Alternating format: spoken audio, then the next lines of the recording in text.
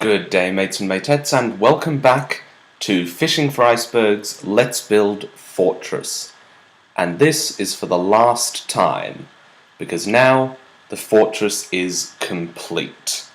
At least as much as it shall be for now. Now the first thing I have to show you is over here, coming out of the side of the mountain below this little balustrade area, is this new air vent.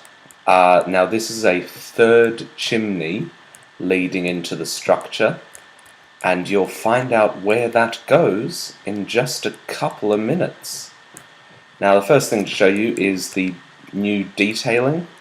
All over the mountain I've added in little bits and pieces of gravel, because this helps to break up the just solid stone of the mountain and makes it appear a little bit more natural.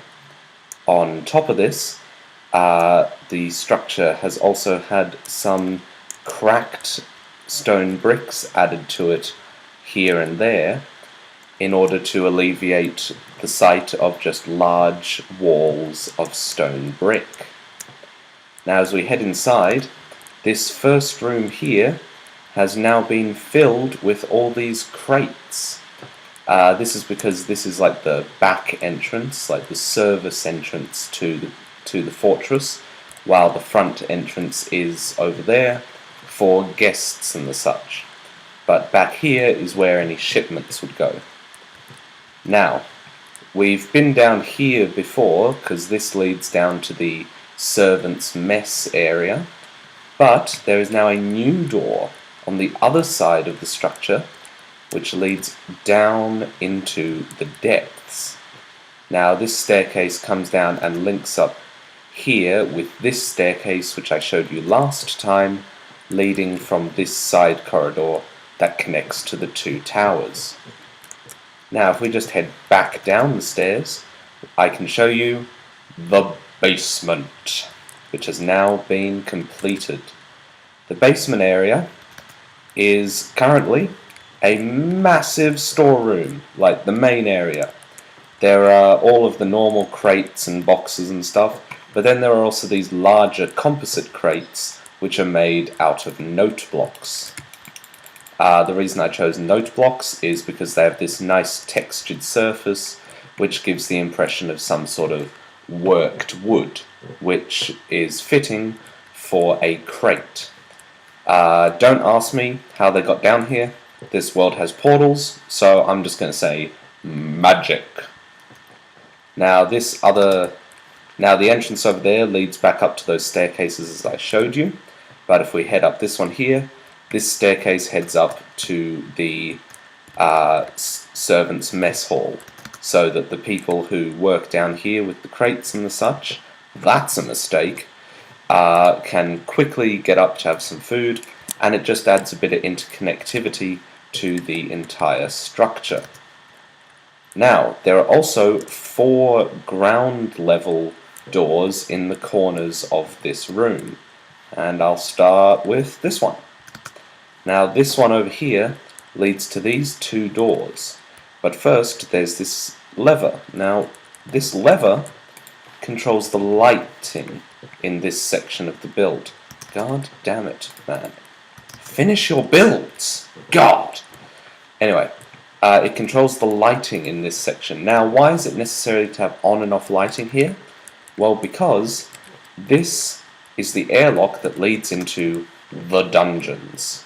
The dungeons are just these small cells with a water cauldron and a bed on cobblestone floors, and they have iron bars separating them from the main path and each other, as well as iron doors sealing in whatever sort of miscreant is hiding out inside there.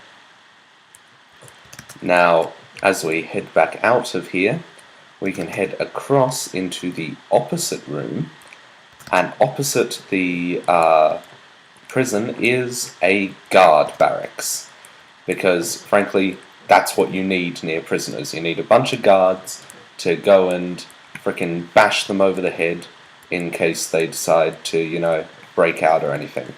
These guards have some brewing stands and some cauldrons, some furnaces, and yeah, just all the sort of normal stuff that goes on in my guard barracks. And now, heading to the other side of the room, we have...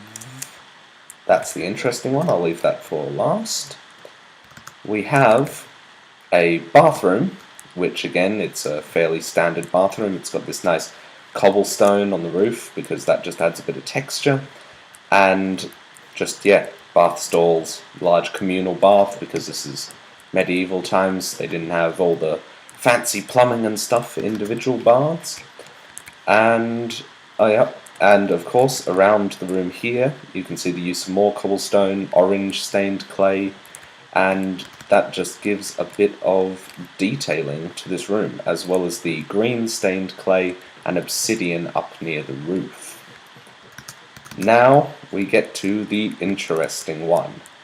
Now this pathway leads to the forge. Now I considered just having a nice big room that I just shoved furnaces and stuff in, but I thought that would look a little bit too much like my kitchens. So what I've done instead is made a huge open chasm that leads down to a lava pit. This structure rises out of this island of obsidian and netherrack and endstone and quartz ore here, and it rises up onto this plateau where there's anvils and furnaces and lava flow for smelting stuff down, and there's chests and crafting tables. And while the structure is basically a semicircle, I have added in stalactites and indents and like protrusions and stuff in order to sort of take away that feel of just smooth walling. And it is here that the lovely new chimney comes up from. Now I have to head back and show you, of course, the one bit of the build that was very, very underdeveloped last time. Now I'm of course referring to the secret passageways. Now when I left off, that makes me mad. It makes me mad to see me screw stuff up. Wait, is that burned? Sorry, whenever I see coal missing, I always wonder if it's burnt away. Anyway, well, that's actually really useful because now we're outside and I can show you the true extent of the secret passageways. Secret passageways start out here in this secret room that I haven't shown you yet, and they head up along here. Now here is the only unfinished path, but I'm not going to tell you what that's for until next season. Now as we head along here, you can see that there are more exits. This one leads into the roof of the main storage area, and it just breaks down. That was a bad choice. It breaks down and a person can just drop straight down in order to get out of the secret tunnels.